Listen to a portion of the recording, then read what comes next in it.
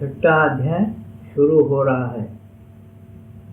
माता की 4 शक्तियाँ उनके 4 प्रमुख व्यक्तित्व हैं।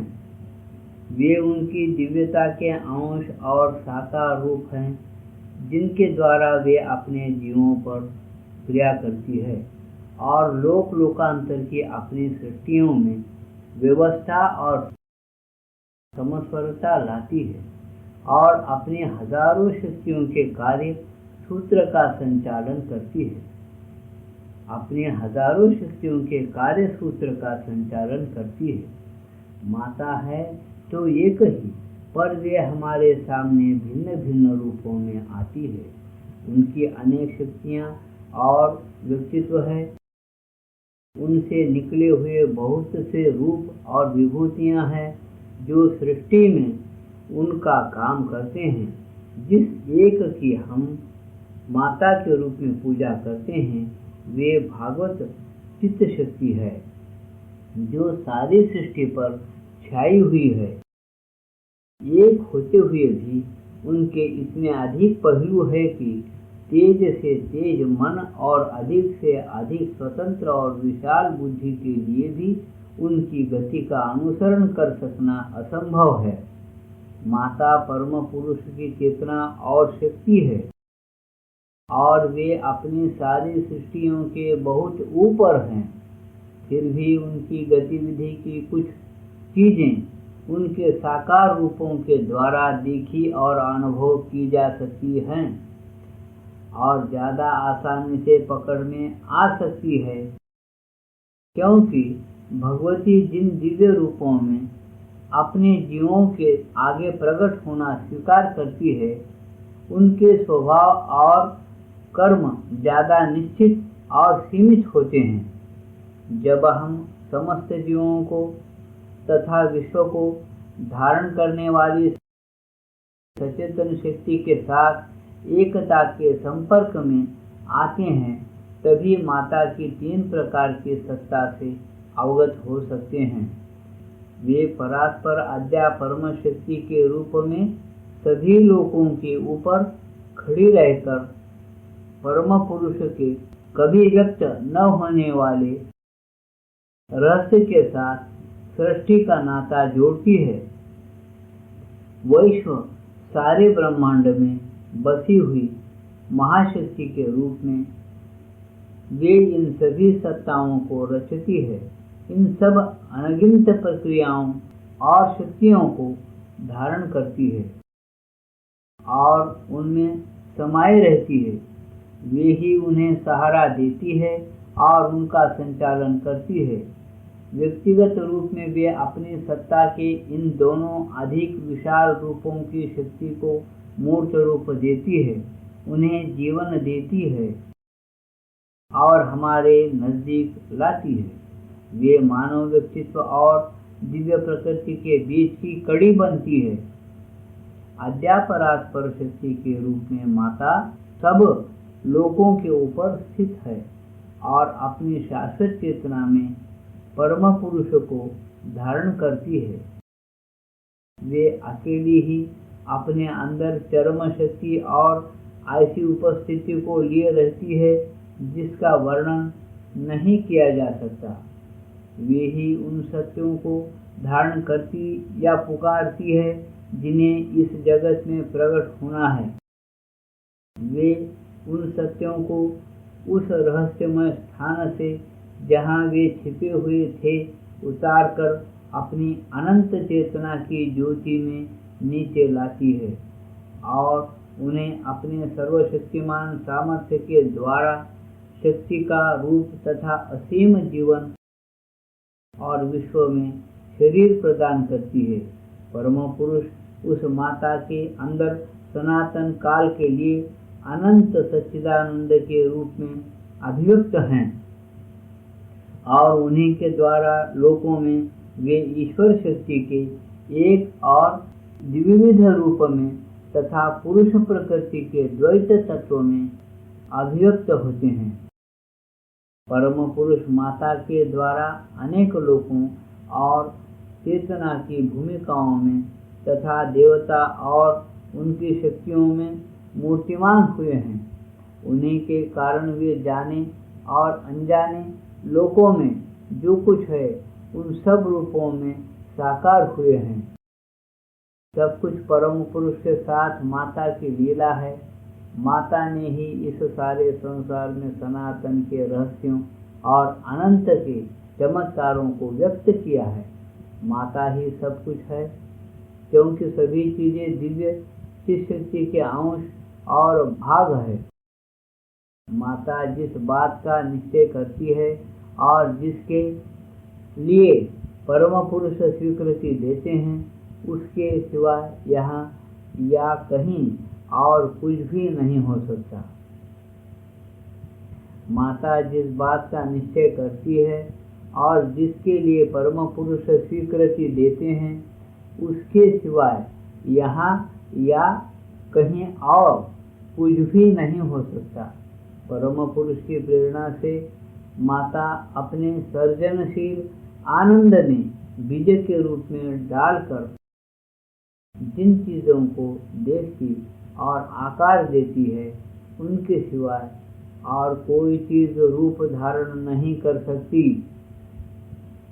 अपनी परात्पर चेतना में महाशक्ति विश्व माता परम पुरुष से जो कुछ प्राप्त करती है, उसे मूर्त रूप देकर अपने बनाए हुए लोकों में स्वयं भी प्रवेश कर जाती है।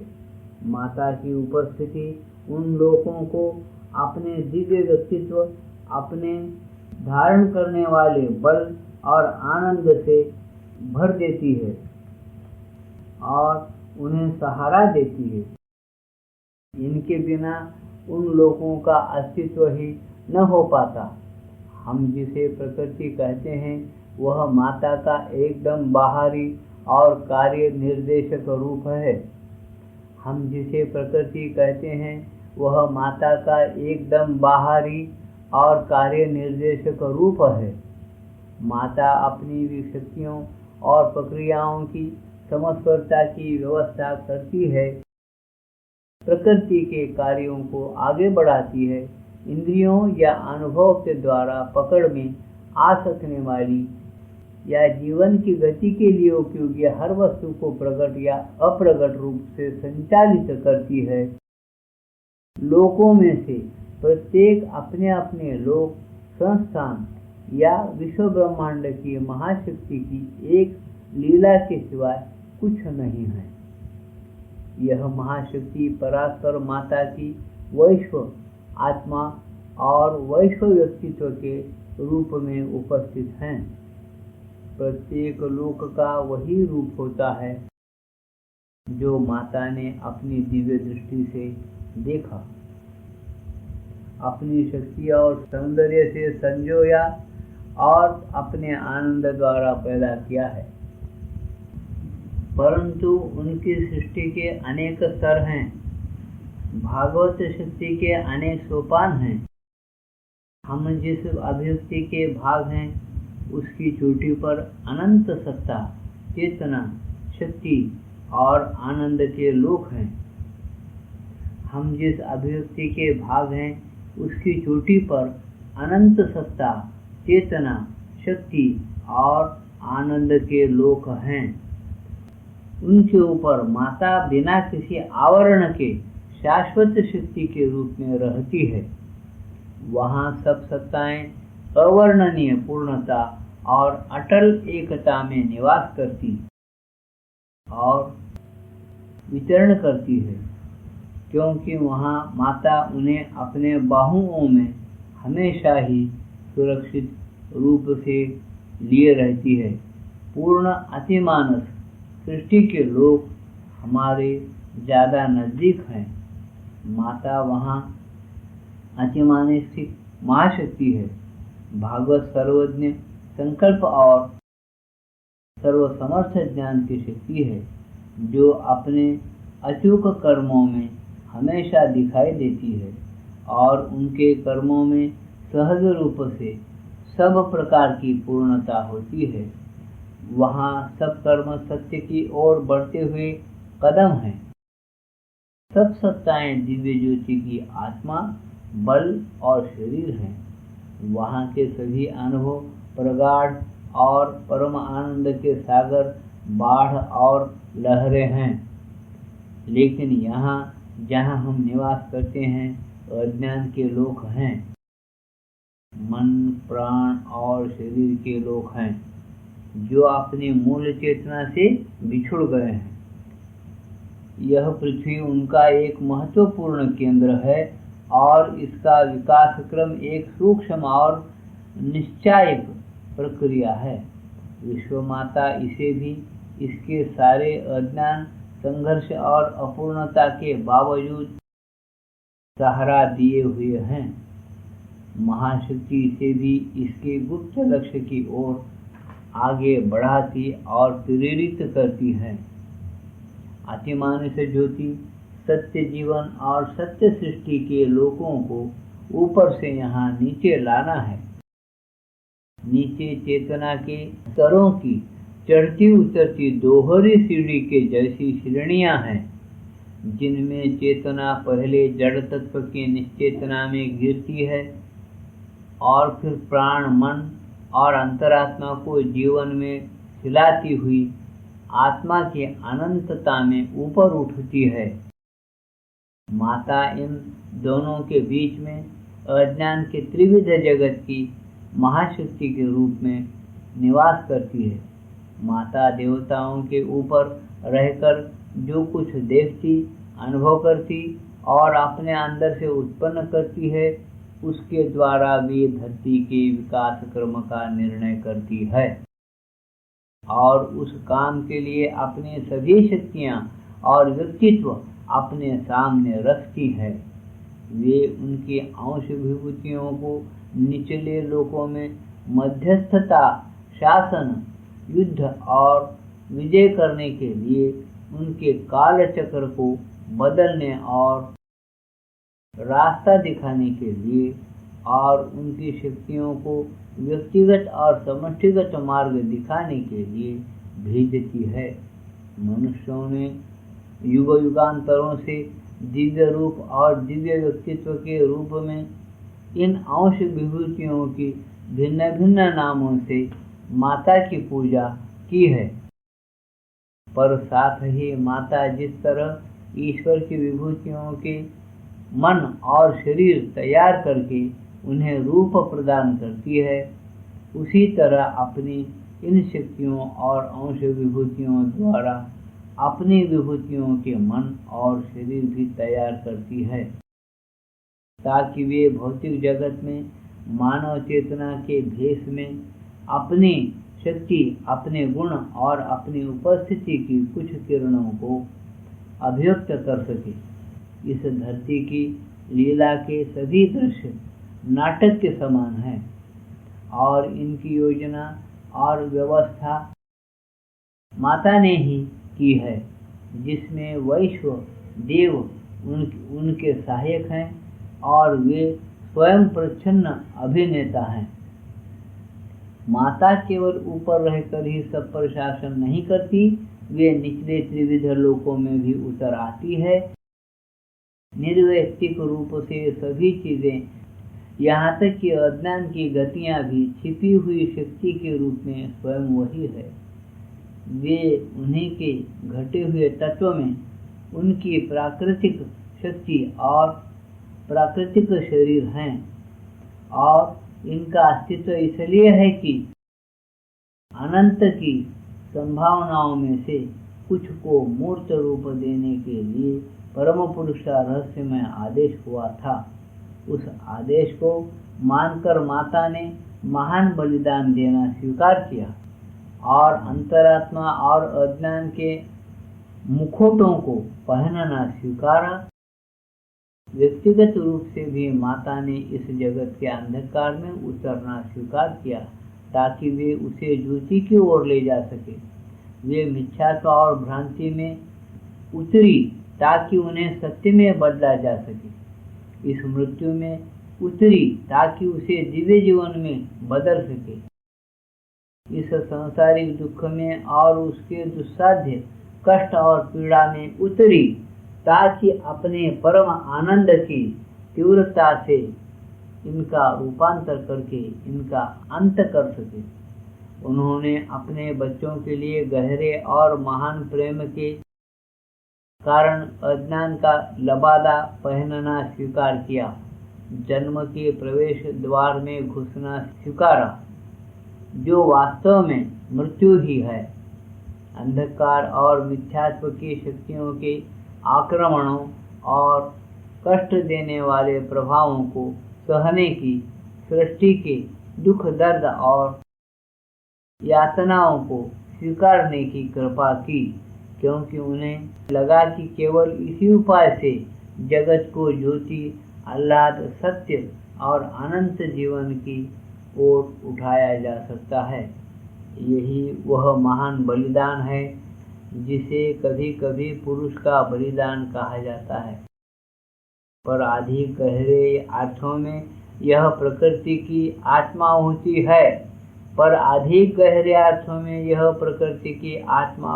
है। भगवती माँ का बलिदान है।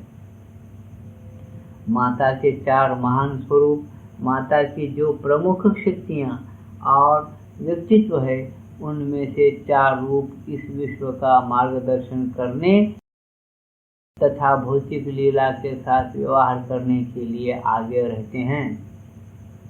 उनमें से एक स्थिर विशालता, व्यापक ज्ञान, प्रशांत अनुग्रह और अपार करुणा, सबसे बढ़े चढ़े सर्वश्रेष्ठ वैभव और सब प्रशासन करने वाली महानता का व्यक्तित्व है। दूसरा रूप उनकी भव्य शक्ति के बल को, दुर्धर्ष आवेग को, उनके क्षात्र स्वभाव को, दुर्दमनीय संकल्प को, प्रचंड वेग और सारे संसार को हिला देने वाली शक्ति को मूर्त रूप देता है। तीसरा रूप उनकी गंभीर और रहस्यमय सुंदरता, समस्वरता और सामंजस्य, उनकी गूढ़ और सूक्ष्म समृद्धि और विवश करने वाले आकर्षण और हृदय को जीत लेने वाले लावण्य के कारण उज्ज्वल, मधुर और अद्भुत हैं। और चौथा स्वरूप उनके अंतरंग ज्ञान, सचेत और दोष रहित कर्म तथा हर चीज में शांत और यथार्थ पूर्णता के गुप्त गंभीर सामर्थ्य से युक्त होता है। इन स्वरूपों के कुछ गुण हैं: बुद्धिमत्ता, शक्ति, सामंजस्य और पूर्णता, और वे अपने साथ धरती पर इन गुणों को लाते हैं और मनुष्य के रूप में आने वाली अपनी विभूतियों में प्रकट करते हैं। जो लोग अपनी भौतिक प्रकृति को माता के सीधे और जीते जागते प्रभाव की ओर खोल सकते हैं, उनके दिव्यता की ओर चढ़ने के अनुपात में ही उनमें इन गुणों की स्थापना होगी। इन 4 स्वरूपों के नाम है महेश्वरी, महाकाली, महालक्ष्मी और महासरस्वती। राजराजेश्वरी महेश्वरी चिंतनशील मन और संकल्प के ऊपर बृहत में विराजती है और इन दोनों को ऊंचा उठाकर और महान बनाकर प्रज्ञा, ज्ञान और विशालता देती है, या उनमें किसी उच्चतर भव्यता की बाढ़ ला देती है।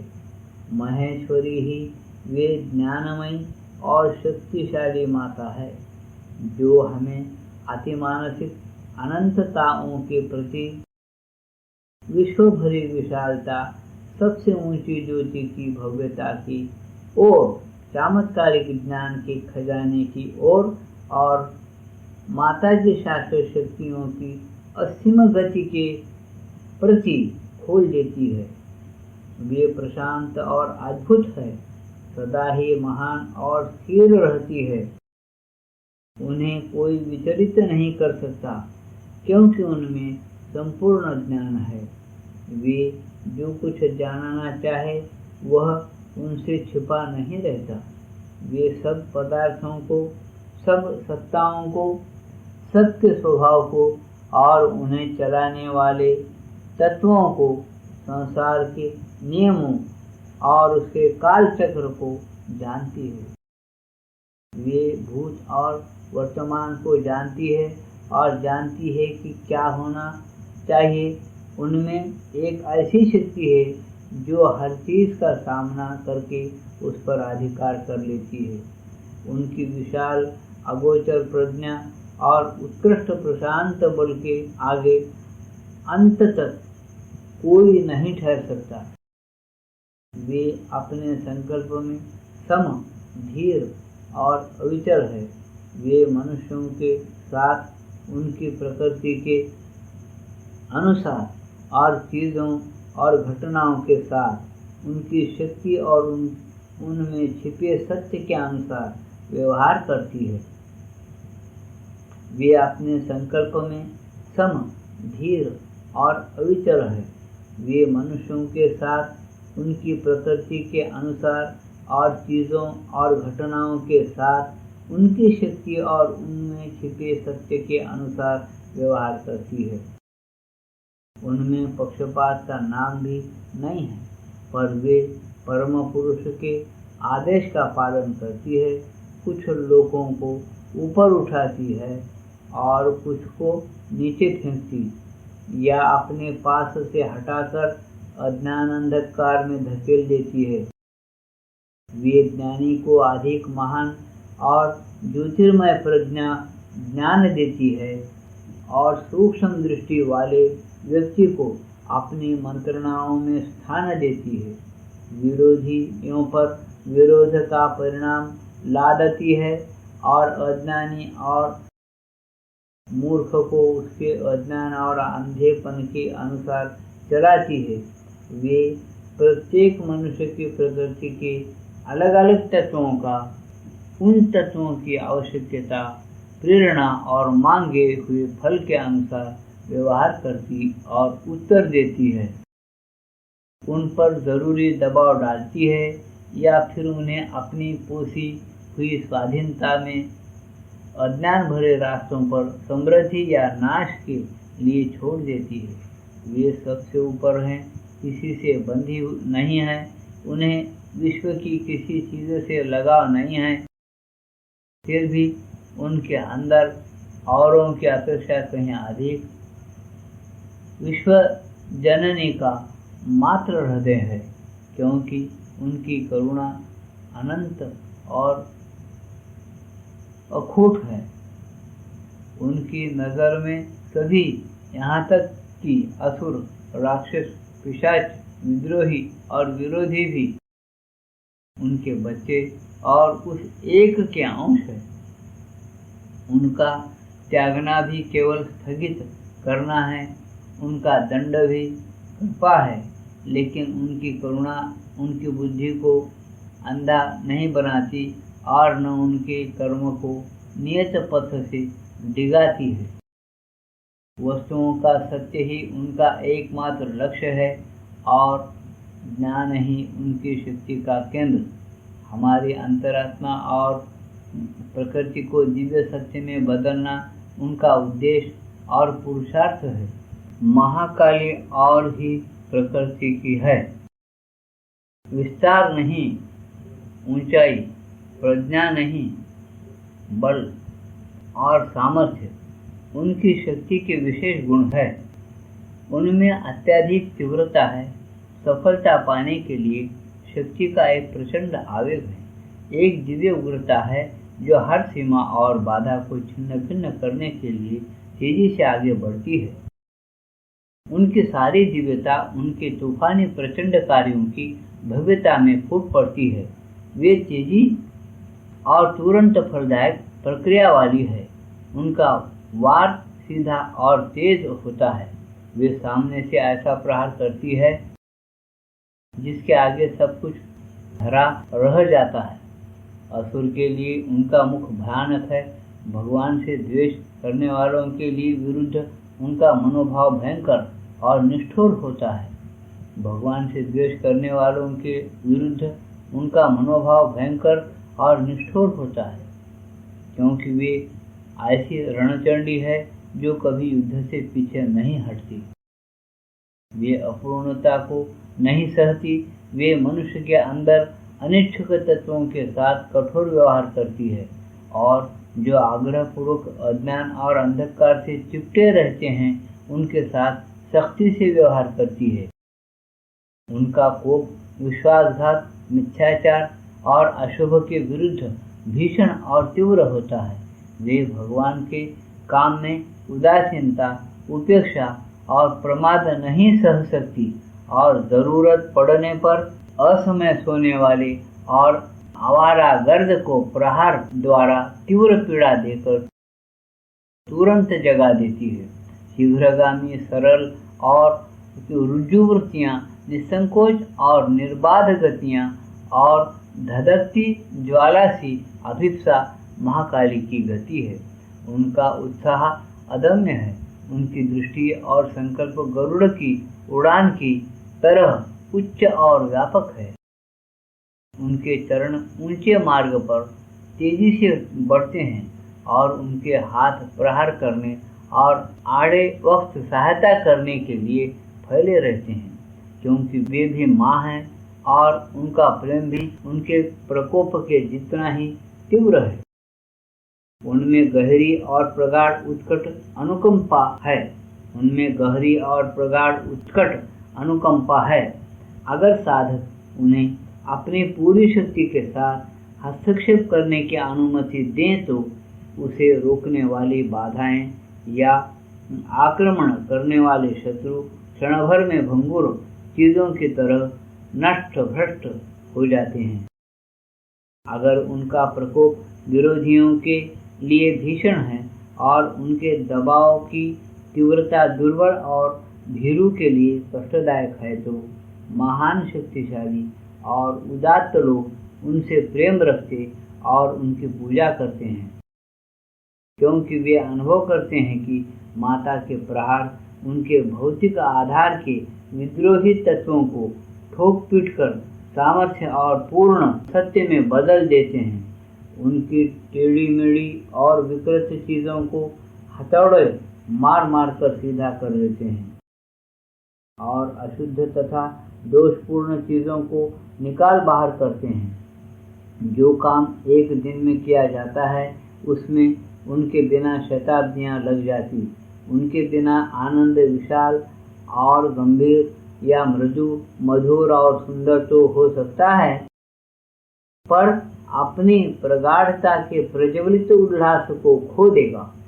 महाकाली ज्ञान को विजयी शक्ति प्रदान करती है, सौंदर्य और सामंजस्य को श्रेष्ठ ऊपर उठती हुई गति देती है, और पूर्णता के धीमे और कठिन प्रयास को ऐसा वेग देती है जो उसकी गति को कई गुना बढ़ाता है और लंबे मार्ग को छोटा करता है।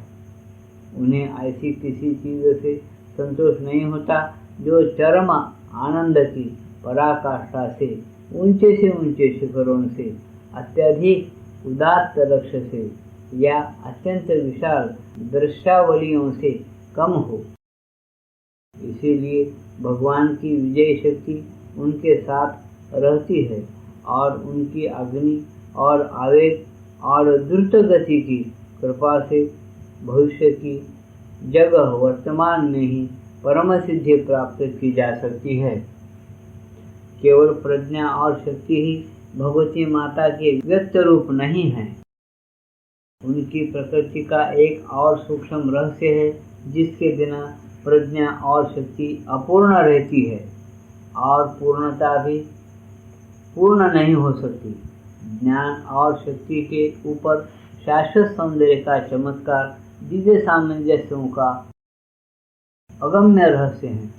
अति सम्मोहक विश्वव्यापी मनोहरता और आकर्षण का जादू है, जो वस्तुओं, शक्तियों और सत्ताओं को अपनी ओर आकर्षित करके एक जगह बांधे रखता है और उन्हें मिलने और एक होने के लिए बाधित करता है, ताकि छिपा हुआ आनंद पर्दे के पीछे से अपना साज बजा सके और उन्हें अपना ताल छंद और अपनी टेक बना सके।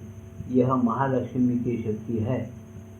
और देहधारी सत्ताओं के लिए दिव्य शक्ति का कोई रूप इतना आकर्षक नहीं होता।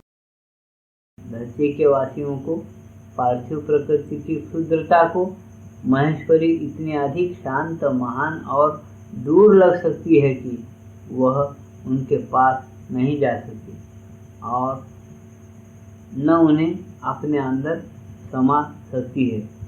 उसकी निर्बलता को महाकाली इतनी अधिक तेज और भयानक लग सकती है कि वह उन्हें सह भी न सके, परंतु महालक्ष्मी की और सभी बड़े उल्लास और उत्कंठा के साथ मुड़ते हैं, क्योंकि वे भगवान की सम्मोहक मधुरता का जादू फैलाती है। उनके पास होने का अर्थ ही है गहन सुख पाना और उन्हें अपने हृदय के अंदर अनुभव करने का अर्थ है जीवन का आनंदोल्लास और चमत्कार से भर जाना। महालक्ष्मी से लावण्य, मोहकता और मृदुता ऐसे ही प्रवाहित होती है जैसे सूर्य से प्रकाश। वे जहाँ कहीं अपनी अद्भुत दृष्टि को स्थिर करती है या जिस पर अपने स्मित की मधुरता डालती है, वही आत्मा उसकी पकड़ में आकर बंदी बन जाती है और अथाह आनंद की गहराई में डुबकी लगाती है।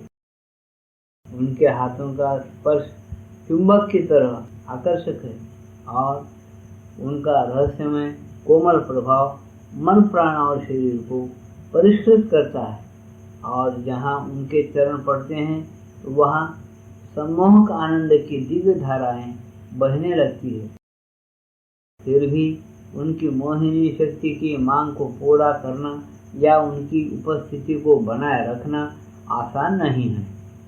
मन और अंतरात्मा का सौंदर्य, विचारों और भावनाओं का सौंदर्य, हर बाहरी गतिविधि और क्रिया में सामंजस्य और सौंदर्य, जीवन और उसके परिवेश का सामंजस्य और सौंदर्य, यही है महालक्ष्मी की मांग। जहाँ सृष्टि के गूढ़ रहस्यमय आनंद के साथ समस्वरता होती है, जहाँ परम सुंदर के आवाहन का उत्तर मिलता है और भगवान की ओर उन्मुख बहुत से व्यक्तियों की मैत्री, एकता और प्रसन्न जीवन प्रवाह होते हैं, महालक्ष्मी उसी वातावरण में निवास करना स्वीकार करती है। जो कुछ कुरूप, क्षुद्र, तुच्छ है, जो दीन, मलिन और कुत्सित है, जो कुछ उज्जड़ और असंस्कृत है, वह उनके आगमन को रोकता है। जहाँ प्रेम और सौंदर्य नहीं है या जहाँ वे जन्म लेने से इनकार करते हैं, ऐसे स्थान पर महालक्ष्मी नहीं आती और जहाँ वे घटिया चीज़ों के साथ मिले रहते हैं या उनके कारण भद्दे बन जाते हैं, वहाँ से महालक्ष्मी तुरंत मुंह मोड़ लेती है या वहाँ अपना ऐश्वर्य उंडेलने की परवाह नहीं करती। अगर वे मनुष्यों के हृदय में अपने आप को स्वार्थ, घृणा, ईर्ष्या, द्वेष, असूया और कलह से घिरा हुआ पाती है, जब पवित्र पात्र में विश्वासघात, लोभ, कृतज्ञता मिले रहते हैं, यदि वासना की ग्राम्यता और असंस्कृत या अपरिष्कृत कामना भक्ति को भ्रष्ट कर देती है, तो ऐसे हृदयों में यह सुंदर करुणामयी देवी क्षणभर के लिए भी नहीं ठहरती। ऐसी अवस्था में वे दिव्य जुगुप्सा से भर जाती है और वे पीछे हट जाती है, क्योंकि वे ऐसी नहीं है कि आग्रह या संघर्ष करे या फिर वे अपना मुंह ढककर इस कड़वे, विषैले, आसुरी तत्व के बाहर फेंके जाने की प्रतीक्षा करती है, ताकि वे अपने आह्लादपूर्ण प्रभाव को फिर से स्थापित कर सके। उन्हें तपस्वी की शुष्कता और कठोरता पसंद नहीं है और न हृदय के गंभीर भावावेगों का दमन या आत्मा और जीवन के सुंदर भागों का निग्रह ही पसंद है, क्योंकि वे प्रेम और सौंदर्य के द्वारा ही मनुष्यों पर भगवान का जुआ रखती है। उनकी परम सृष्टि में जीवन स्वर्गीय कला की एक समृद्ध कृति बन जाता है और सारा अस्तित्व एक पवित्र आनंद का काव्य। संसार की सारी समृद्धि संपदा एकत्रित करके परम व्यवस्था के लिए इकट्ठी की जाती है। उनके ऐक्य संबंधी सहज ज्ञान और उनकी आत्मा के उच्छ्वास से सादी और मामूली से मामूली चीजें भी अद्भुत बन जाती है।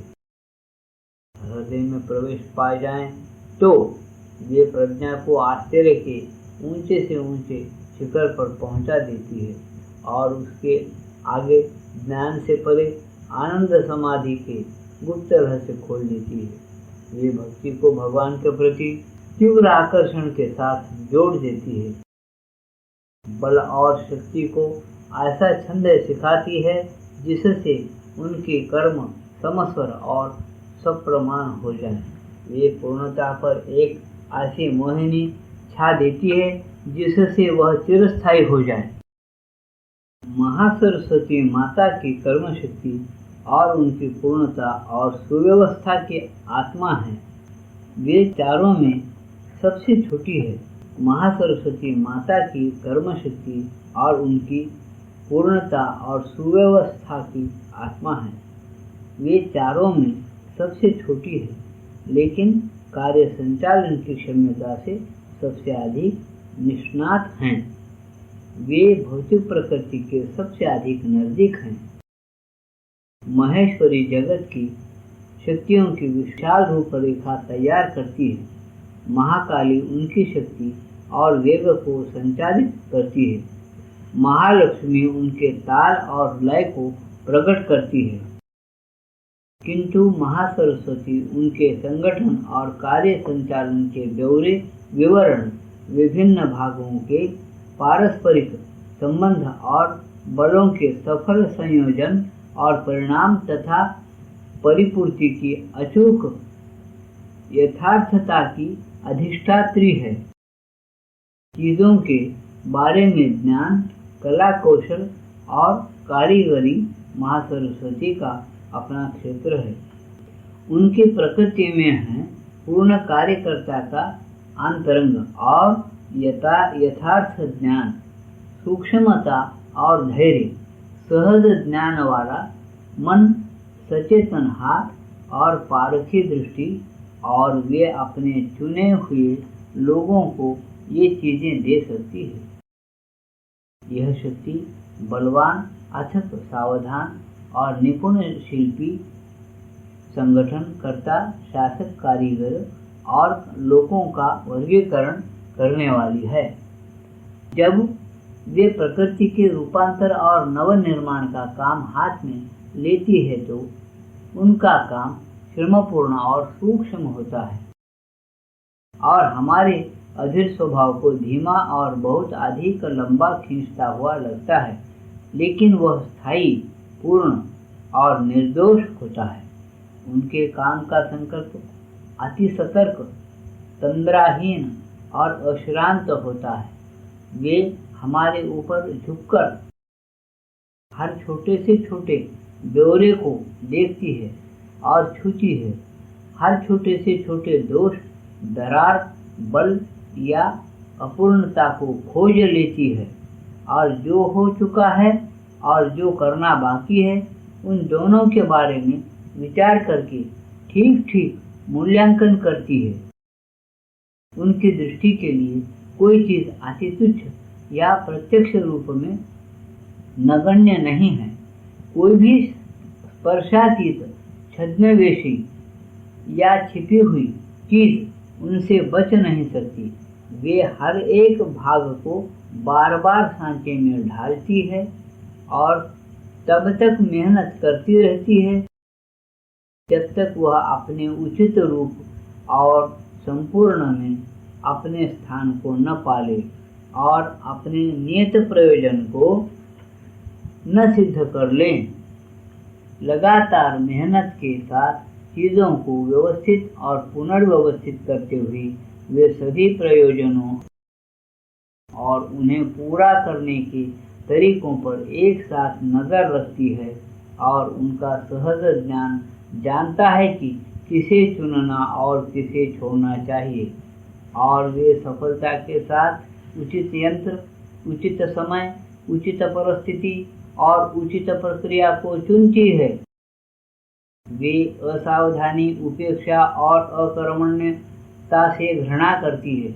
वे असावधानी, उपेक्षा और अकर्मण्यता से घृणा करती है। वे असावधानी, उपेक्षा और अकर्मण्यता से घृणा करती है। उन्हें लापरवाही, टालम टोल के साथ बेगार टालना या जल्दबाजी में किया गया काम, फुहड़पन या चल जाएगा की वृत्ति और एक की जगह कुछ दूसरा ही कर बैठना, साधन और शक्ति का मिथ्या आयोजन और दुरुपयोग, काम न करना या अधूरा छोड़ देना उनके स्वभाव के लिए अप्रीतिकर और विजातीय है। जब उनका काम पूरा होता है तो कहीं कोई भूल नहीं रहती। काम का कोई भाग गलत जगह पर छूटा हुआ या दोषपूर्ण अवस्था में नहीं रहता। सब कुछ ठोस, यथार्थ, पूर्ण और प्रशंसनीय होता है।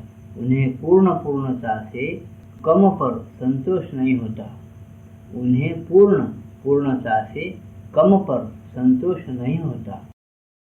और अगर उन्हें सृष्टि की पूर्णता के लिए अनंत काल तक परिश्रम करने की जरूरत हो तो वे उसके लिए भी तैयार रहती है। इसलिए माता की सभी शक्तियों में वे ही मनुष्य और उसकी हजारों अपूर्णताओं के साथ सबसे अधिक धीरज के साथ लगी रहती है। अगर हम अपने संकल्प पर एक मन हो, निष्कपट और सत्यनिष्ठ रहे तो उन कृपालु, सदा मुस्कुराने वाली, साथ रहकर सहायता करने वाली, आसानी से मुंह न मोड़ने वाली, अनुत्साहित न होने वाली, बार बार असफल होने पर भी लगी रहने वाली माता के हाथ हमें पग पग पर सहारा देते हैं। वे द्विविधा भरे मन को नहीं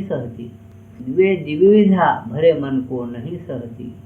ढोंग, पाखंड, आत्मवंचना और बहानेबाजी के प्रति उनका मर्मभेदी व्यंग निर्मम होता है। आवश्यकता के समय वे हमारी माँ हैं, कठिनाइयों के समय मित्र है, स्थिर और शांत रूप से सलाहकार और परामर्शदाता है। वे अपनी ज्योतिर्मय मुस्कान से हमारी उदासी, हमारे उद्वेग और अवसाद के बादलों को तितर बितर कर देती है। वे हमेशा याद दिलाती रहती है कि उनकी सहायता हमारे साथ है। वे शाश्वत सूर्य के प्रकाश की ओर इशारा करती है और दृढ़ता, निश्चलता और धैर्यपूर्वक हमें उच्चतर प्रकृति की ओर प्रेरित करती रहती है। माता की अन्य शक्तियों के सभी कार्य अपनी पूर्णता के लिए उनका सहारा लेते हैं, क्योंकि वे ही भौतिक आधार को सुनिश्चित बनाती है, जरूरी की सामग्री की व्यवस्था करती है, निर्माण के ढांचे को खड़ा करके उसमें कीले जड़कर उसे मजबूत बनाती है। भगवती माता के और भी महान व्यक्तित्व हैं, लेकिन उन्हें इस धरती पर उतारना ज़्यादा कठिन था और वे धरती की चेतना के विकास में प्रधान रूप से आगे नहीं आए। उनमें से कुछ ऐसी उपस्थितियां भी है जो अति मानसिक सिद्धि के लिए अनिवार्य हैं, विशेषकर वह गुह्य और बलशाली उल्लास तथा आनंद का स्वरूप जो भगवान के ऊंचे से ऊंचे भागवत प्रेम से प्रवाहित होता है।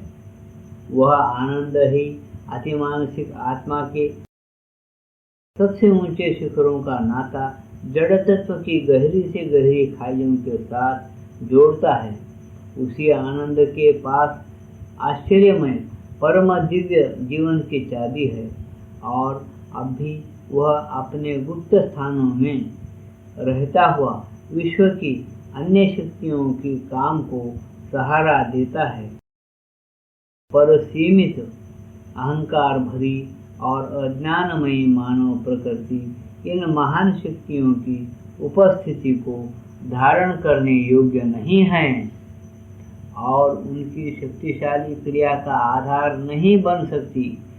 जब ये चार शक्तियां रूपांतरित मन, प्राण और शरीर में अपना सामंजस्य और क्रिया की स्वाधीनता स्थापित कर लें, तभी वे अधिक विरल या दुर्लभ शक्तियां धरती की गतियों में व्यक्त हो सकती है और अतिमानसिक क्रिया संभव हो सकती है, क्योंकि जब माता के सभी व्यक्तित्व इकट्ठे होकर अभिव्यक्त होते हैं और उनके अलग अलग काम मिलकर एक सामंजस्यपूर्ण इकाई में बदल जाते हैं और माता में ऊपर उठकर अपने अतिमानसिक देवत्व तक पहुंच जाते हैं, तब माता अतिमानसिक महाशक्ति के रूप में अभिव्यक्त होती हैं और अनिर्वचनीय व्योम से अपने ज्योतिर्मय आधिभौतिक विश्वातीत तत्वों की वर्षा ले आती है।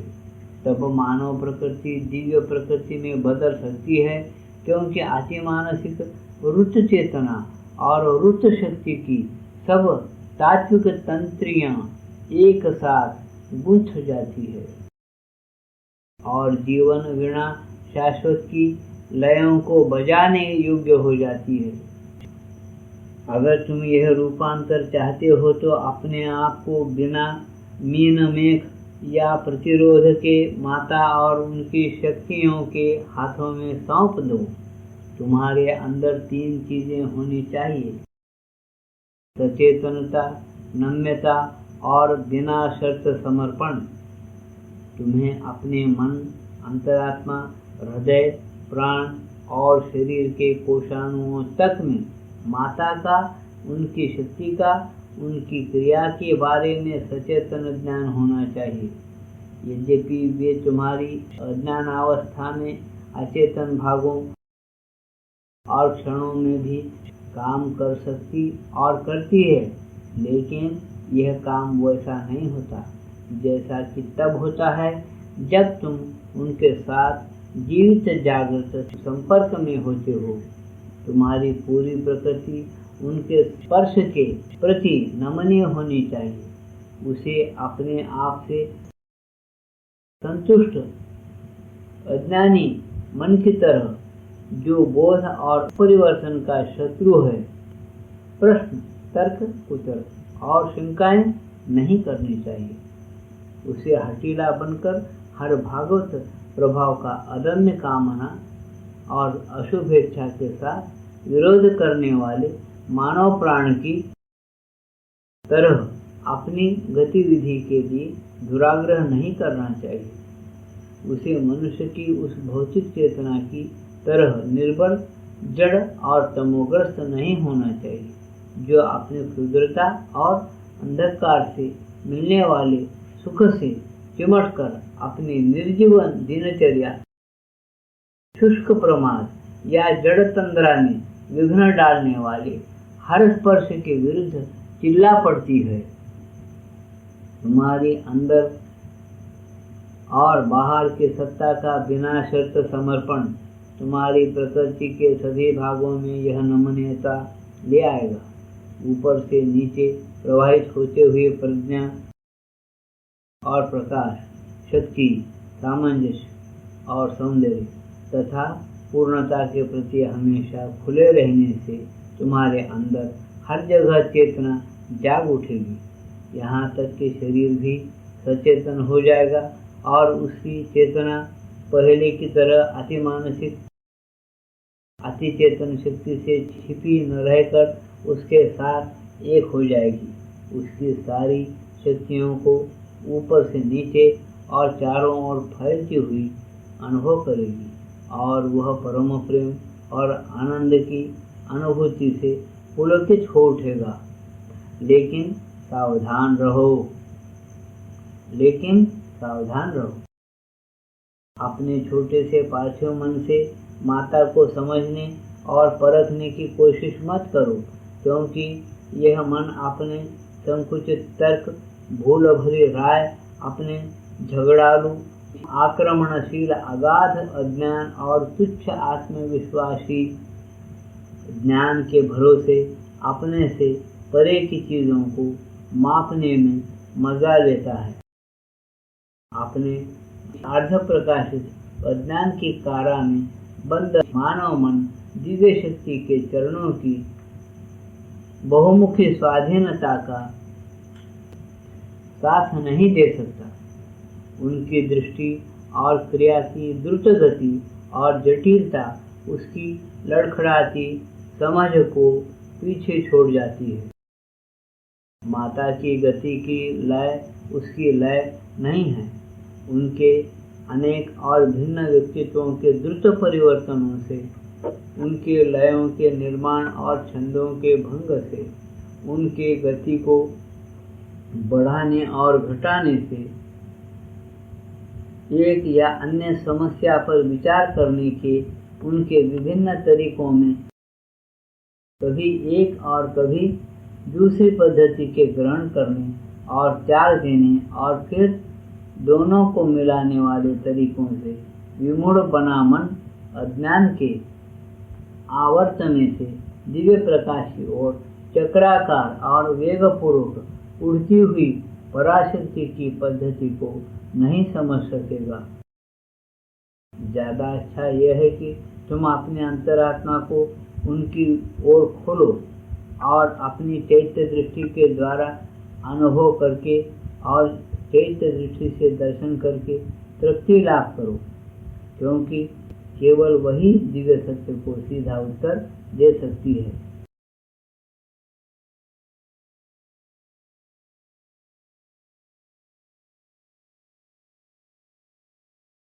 उसके बाद स्वयं माता मन, हृदय, प्राण और भौतिक चेतना में उनके चैत्य तत्वों के द्वारा अपनी कार्य प्रणाली और अपनी प्रकृति को प्रकट कर देगी।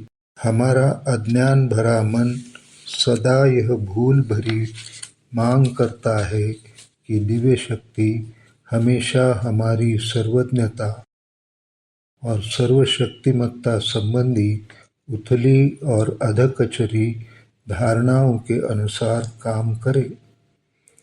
इस भूल भरी मांग से बचते रहो, क्योंकि हमारा मन हर मोड़ पर अलौकिक शक्ति, सरल सफलता तथा चौंधियाने वाले तेज से चकित होने के लिए शोर मचाता रहता है।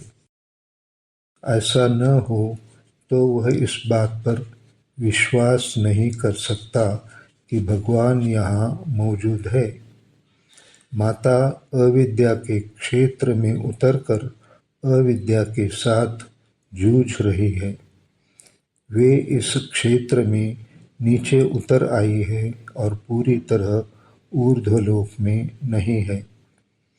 वे अपने ज्ञान और शक्ति को कुछ खोलती और कुछ छिपाती है। वे प्रायः उन्हें अपने यंत्रों और व्यक्तित्वों से रोके रहती है और ऐसा रास्ता अपनाती है जिससे जिज्ञासु मन का, अभिप्सा करने वाले चैत्य का, युद्धरत प्राण का कारागार में बंद कष्ट पाती हुई भौतिक प्रकृति का उनके अपने अपने ढंग से रूपांतर कर सके।